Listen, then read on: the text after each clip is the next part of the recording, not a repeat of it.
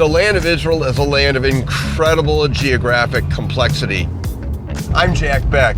I'm a Bible geographer, and I'm here in the Holy Land in order to explore all the geographical differences that this land has to offer. And I'm doing it as a Bible teacher because in order to best understand our Bible and the stories that only fit in the places that they occur, we're going to go on a trip that visits all sorts of different places in this region. Last episode, we were in Caesarea Philippi, where pagans worship false gods like Han and Baal. In this episode, we're visiting the Old Testament city of Dan. It's only a few miles away, but 1,000 years forward in time. Let's see what happens to God's identity now that Israel is in charge of this region.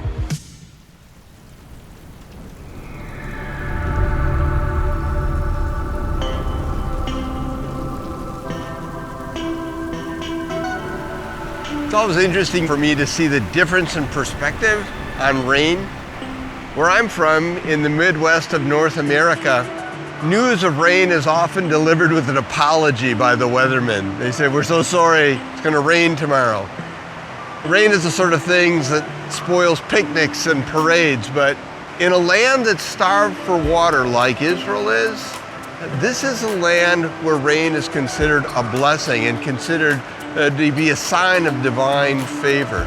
The news of rain is not bad news, but good news. It's why the tribe of Dan left its assigned inheritance and claimed this ancient city as its own. We're still at the base of Mount Hermon, just a few miles away from Caesarea Philippi. But this place, this place is lusher and greener than anywhere else in the Holy Land.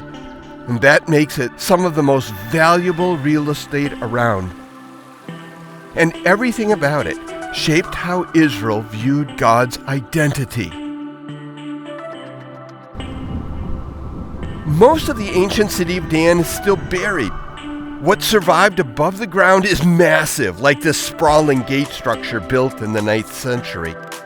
It's a fascinating piece of ancient technology, and just what I would expect to find at an Israelite archaeological site. But this installation right here, that's a whole different story. What we're looking at is not just a pile of stones, but a worship installation. This is really troubling, because what we have here outside an Israelite city is a pagan sanctuary. 3 stones, 1, 2, 3, represent 3 different deities, and this flat stone here for the burning of incense before you go into the city. This is so unexpected, and it's just so problematic. Why would the Israelites be worshiping idols and not the true God? To answer this question, I need to introduce you to someone and to show you something.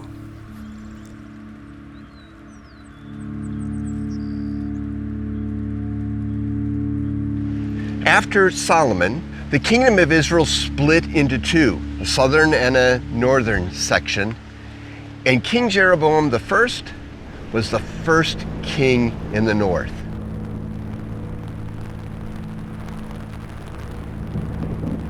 Jeroboam the first ruled a complicated kingdom. Among his subjects were Israelites who were only half-hearted followers of the Lord, as well as Canaanites who worship Baal. In an act of willful disobedience and attempt at political survival, Jeroboam sought to unite his subjects by creating a hybrid religion, one that worshiped the Lord who brought Israel out of Egypt and included the symbol of the calf, a symbol associated with the worship of Baal. And what he did here at Dan is this: create one of the most evil and infamous places in the Holy Land.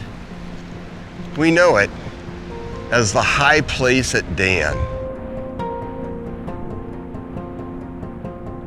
But none of this should be here.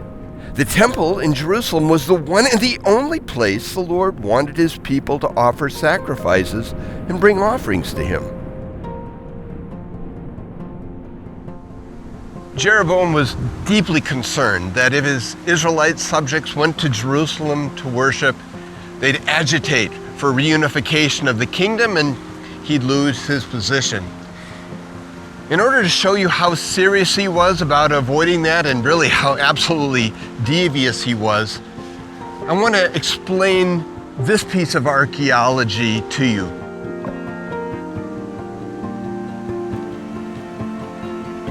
Imagine if you were coming to worship in this place, what you would see. Well, the first thing you're going to see is a four-horned altar in the front court, just like you would see in Jerusalem. Beyond that, you go up a set of stairs to the temple proper. And that's going to put us in a place that, again, looks just like the temple in Jerusalem. And so, if you close one eye and squinch the other one down just a little bit, and you don't look too carefully, this looks just like Jerusalem. And that's exactly what Jeroboam wanted.